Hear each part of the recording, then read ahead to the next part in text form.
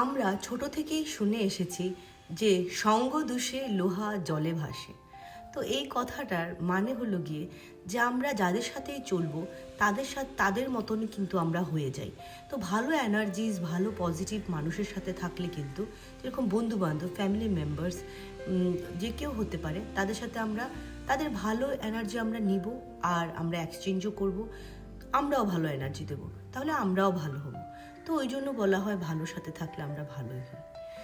যেমন আমরা জীবনে অনেক সময় অনেক কিছু করি, আমরা হয়তো ডিজার্ভ করি যে রেসপেক্ট, সেটা আমরা পাই না, বা যে জায়গায় আমাদের পৌঁছতে লাগে, আমাদের যে ট্যালেন্ট থাকবে, স্কিল থাকবে, সেটা ঠিক করে কাজে লাগে না।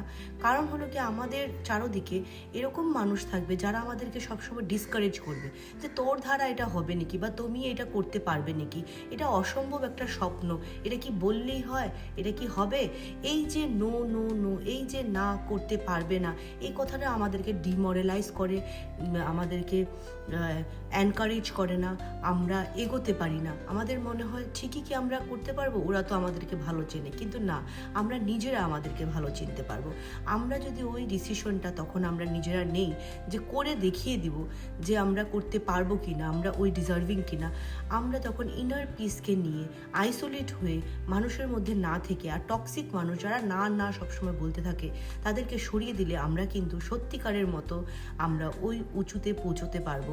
যেরকম বলে না, যখন জলের বোতলের দাম 10 টাকা হয় রেল স্টেশনে, ওই জলের বোতলের দামই কিন্তু এয়ারপোর্টে 100 টাকা দিয়ে মানুষ কিনে খায়।